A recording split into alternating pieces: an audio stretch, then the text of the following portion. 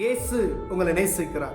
பிரியமானவர்களே, இந்த நாளில் ஆண்டவர் நம்மளோடு பேசும்படியாய் வேதத்திலிருந்து ஒரு 3 வசனங்களை கூட வாசித்து ஆண்டவர் நம்மளோடு இடைபடுகிற காரியத்தை, நாம் கற்றுக்கொள்ளக்கூடிய காரியத்தை, இந்த கடைசி நாட்கள் ஆண்டவர் நம்மை பேசுகிற வார்த்தைகளை கவனித்து கேட்போம், அதன்படி நடப்போம். பிரியமானவர்களே, அது ஆதியாகம புஸ்தகம் 3வது அதிகாரம் 1, 2, 3 வசனங்கள் இப்படியாக சொல்லுகிறது. தேவனாகிய கர்த்தர் உண்டாக்கின சகல காட்டு ஜீவன்களை பார்க்கிலும் சர்ப்பமானது தந்திரமுள்ளதாய் இருந்தது. அது ஸ்திரீயை நோக்கி, நீங்கள் தோட்டத்தில் உள்ள சகல விருட்சங்களின் கனியை புசிக்க வேண்டாம் என்று தேவன் சொன்னது உண்டோ என்றது. ஸ்திரீ சர்ப்பத்தை பார்த்து, நாங்கள் தோட்டத்தில் உள்ள விருட்சங்களின் கனியை புசிக்கலாம், ஆனாலும் தோட்டத்தின் நடுவில் இருக்கிற விருட்சத்தின் கனியை குறித்து தேவன் நீங்கள் சாகாதபடி அதை புசிக்கவும் அதை தொடவும் வேண்டாம் என்று சொன்னார் என்றார். அப்பொழுது சர்ப்பம் ஸ்திரீயை நோக்கி, நீங்கள் சாகவே சாவதில்லை என்றது. பிரியமானவர்களே, ஊரு பிராணிகள் எல்லா மிருக ஜீவன்களையும் விசேஷமாய் மிகவும் தந்திரமான ஒரு காரியம் எந்த ஒரு மிருகத்தில் இருக்குன்னா சர்ப்பத்திட்ட, பாம்பிட்ட தான் இருக்கு அப்படின்னு சொல்லி வேதம் சொல்லுகிறது. பிரியமான, ஏன்னா உலகத்துல படைக்கப்பட்ட முதல் மனிதனையே அந்த பிசாசு வஞ்சித்தது. பாருங்க, அது ஆண்டவர் சொல்லியிருக்கிறார், இந்த ஏதேன் தோட்டத்தில் நீ எங்கு போய் புசித்து எல்லாம் நீ உனக்காண்டு தான் நான் வைத்திருக்கிறேன் என்று ஆண்டவர் சொன்னார்.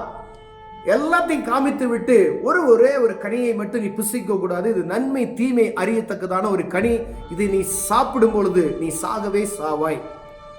ஆண்டவர் சொன்னார், நீ சாவா என்று சொன்னதுக்கு ஆண்டவர் ஒரு அர்த்தம் வந்து, அதாவது உன் குணங்கள், உன் எண்ணங்கள்லாம் வித்தியாசமா மாறிவிடும் என்பதற்காக அப்படி சொன்னார். ஏன்னா நீ தேவ புத்திரரை போல உன்னை அழைக்கப்பட்டு நான் இங்க வைத்திருக்கிறேன் அப்படின்னு சொல்லி ஆண்டவர் சொன்னார். ஆனால் ஆண்டவர் போனதுக்கு பின்பதாக சர்ப்பமானது வந்து பாருங்க, ஸ்திரீயை தான் பார்க்குது.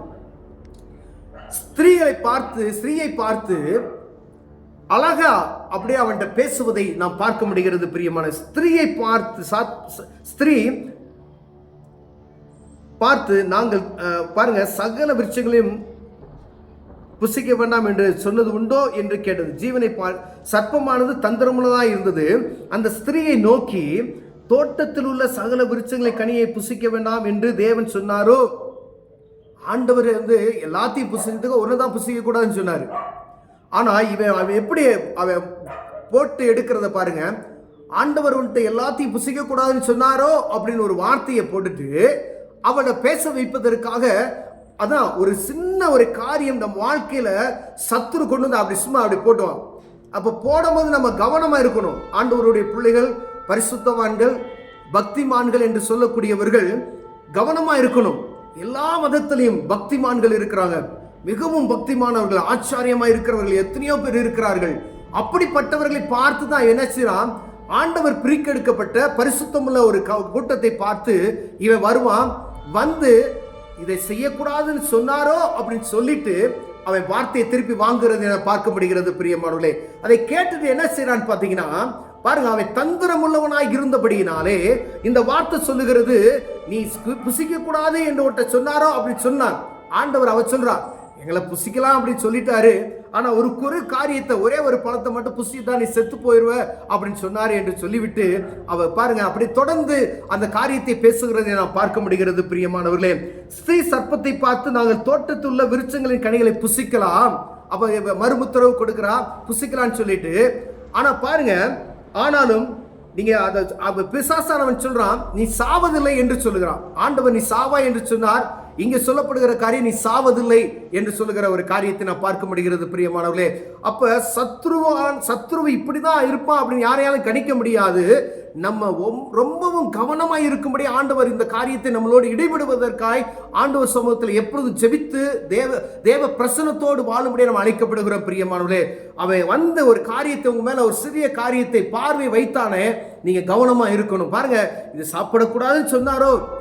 ஒரு கனியை தான் ஆண்டவர் சாப்பிடக்கூடாதுன்னு சொன்னாரு, மற்ற கனியெல்லாம் சாப்பிட்டுக்க சொன்னாரு.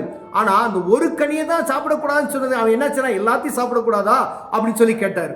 ஆனா அவள்கிட்ட பேச்ச வாங்கி, நீ சாப்பிடு, நீ சாக மாட்ட, நீ தேவ புத்திரர்களை போல ஆவாய் என்று சொல்லி மனிதனை பாவத்துக்குள்ளாய் தள்ளுகிற ஒரு காரியத்தை இங்கு பார்க்க முடிகிறது. பிரியமானவர்களே, அநேக நேரங்கள்ல ஆண்டவர் சொன்ன வாக்குத்தத்தங்கள் நமக்கு நிறைவேற்றி போகாதபடிக்கு காணப்படுகிற காரியங்கள், வேதத்துல நமக்கு ஆண்டவர் எழுதி கொடுத்த கற்பனைகளின்படி நனவாதபடிக்கு அவர் நமக்கு தந்திரமான காரியங்களை கொடுத்து நயவசனிப்பான போதனைகள் நிமித்தமாய் நம்ம இதெல்லாம் செஞ்சுக்கலாம், ஒன்னும் பிரச்சனை இல்லை. ஏன்னா இயேசு கிறிஸ்து ஒரு தடவை நமக்காக பாவ மன்னிப்பு நிச்சயத்தை கொடுத்து விட்டார் அப்படின்ற நயவசனிப்பான பேச்சுகளை கொண்டு வருகிற அநேக அந்தி கிறிஸ்துகள் உண்டாவார்கள் என்று வேதம் சொல்லி இருக்கிறது.